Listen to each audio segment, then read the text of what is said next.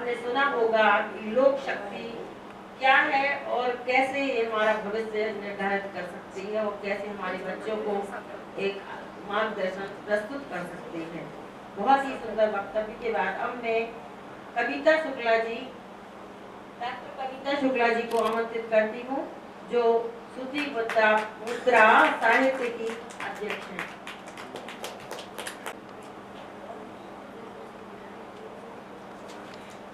बहुत धन्यवाद सुनीला जी। अभी आप लोगों ने मैथिली जी का उद्बोधन सुना, उनका उद्बोधन बहुत ही सार्थक था। आज का जो विषय है, सबसे पहले मैं मंचासीन सभी लोगों को प्रणाम करती हूँ और सदन में उपस्थित आदरणीय श्यामल अध्यक्ष श्री उमाकांत जी, बुनियाद के अध्यक्ष श्री प्रोफेसर दिनेश अत्रे जी और सदन में उपस्थित सभी गुणीजनों को मेरा सादर प्रणाम। आज का विषय है लोक ध्वनि से बाल ध्वनि तक। लोक ध्वनि से बाल ध्वनि यह एक परंपरा है, संवेदना है और संस्कार की यात्रा है। लोक शब्द लोक से आया है। लोक शब्द का प्रयोग एक स्थान विशेष के रहन सहन, खान पान, सांस्कृतिक विचार और बोलियों के लिए किया जाता है। लोक संस्कृति में उस स्थान विशेष की सभी विशेषताएं समाहित होती हैं। भारत देश एक बहुल भौगोलिक विविधता वाला देश है, अतः उस स्थान विशेष के हिसाब से वहाँ की लोक संस्कृति भी भिन्न भिन्न होती है। लोक शब्द का प्रयोग इन क्षेत्रीय समाजों को सभी प्रकार की संगीतमय, मौखिक और सांस्कृतिक परंपराओं का वर्णन करने के लिए किया जाता है। अब जैसा कि व्याख्यान का शीर्षक है लोक ध्वनि से बाल ध्वनि तक, इसमें आचार्य आनंदवर्धन के अनुसार ध्वनि के 3 भेद हैं: रस ध्वनि, अलंकार ध्वनि और वस्तु ध्वनि। और ध्वनि को मुख्य रूप से 2 आधारों पर भी वर्गीकृत किया गया है। भाषा विज्ञान के अनुसार स्वर और व्यंजन, और भौतिक शास्त्र के अनुसार रिजोनेंस के आधार पर इंफ्रासोनिक, सोनिक और अल्ट्रासोनिक। ये ध्वनियां मनुष्य सोनिक रिजोनेंस को ही सुन सकता है। इसमें यांत्रिक ध्वनि, वाद्य यंत्र ध्वनियां और मानव स्वर, पशु और कीट ध्वनि और प्रकृति की ध्वनि मनुष्य की कर्णेंद्रियां ग्रहण करती हैं। भारतीय ज्ञान परंपरा में ध्वनि श्रवण के विषय के साथ साथ जीवन, लोक और संस्कारों की अभिव्यक्ति है। लोक ध्वनि वह है जो किसी क्षेत्र, समुदाय या जाति समूह की सामाजिक सांस्कृतिक परिस्थितियों से उत्पन्न होती है। लोक ध्वनि इस जनजीवन में रची बसी होती है, जो लोकगीत, लोक कथाओं, पर्व त्योहारों के गीत, कृषि गीत, विवाह गीत, सोहर गीत इत्यादि अनेक गीतों द्वारा पीढ़ी दर पीढ़ी स्थानांतरित होती रहती है। इन लोक ध्वनियों की मुख्य विशेषताएं होती हैं: सामूहिकता, सहभागिता, सरल भाषा, क्षेत्रीय शैली, लयात्मकता, पुनरावृत्ति और मौखिक संरचना। बाल ध्वनि का स्वरूप उन ध्वनियों से है जो बालक के जीवन, भाषा और विकास से संबंधित होते हैं, जैसे लोरी, शिशु गीत, बाल गीत, कविताएं, तुकबंदी, क्रीड़ा गीत आदि बाल ध्वनि के अंतर्गत आते हैं।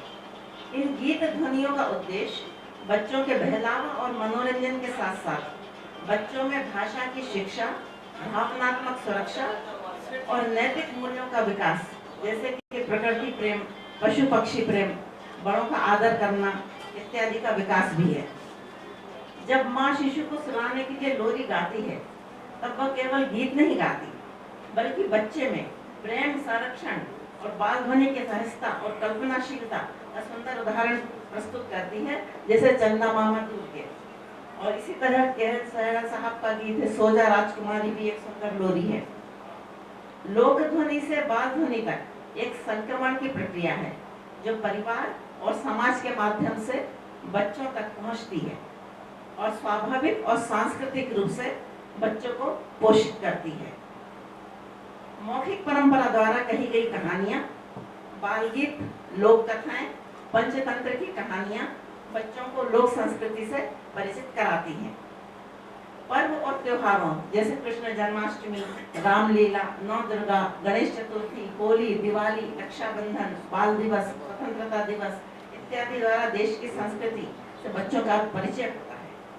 क्रीड़ा, खेलकूद, व्यायाम, सामूहिक गीतों को बच्चे जब सुनते हैं और गुनगुनाते हैं, तब वे अनायास ही इन मूल्यों को आत्मसात कर लेते हैं। ये बाल ध्वनियाँ बच्चों के भावनात्मक विकास में महत्वपूर्ण भूमिका निभाती हैं। जैसे लोरी की कोमल लय शिशु के मन में सुरक्षा और स्नेह की अनुभूति कराती है। समूह गीत स्वाभाविक सहभागिता की भावना विकसित करते हैं। लोक ध्वनि की सामूहिकता बच्चों के मन में और मैं और मेरा की बजाय हम की चेतना उत्पन्न करते हैं। नहीं तो जब बच्चे अकेले रहते हैं तो मैं और मेरा रहता है, जब वो सामूहिक रूप से होते हैं तो उनके अंदर एक हम की भावना आती है। प्रारंभिक अवस्था में सुनी गई ये सब ध्वनियाँ मस्तिष्क में के बच्चों के मस्तिष्क को प्रभावित करती हैं और ये बच्चों की श्रवण क्षमता और स्मृति को सुदृढ़ करती हैं। आज के डिजिटल युग में लोक ध्वनियों का स्वरूप परिवर्तित हो रहा है। टेलीविजन, मोबाइल और इंटरनेट के माध्यम से बाल गीतों का एक नया संसार विकसित हुआ है।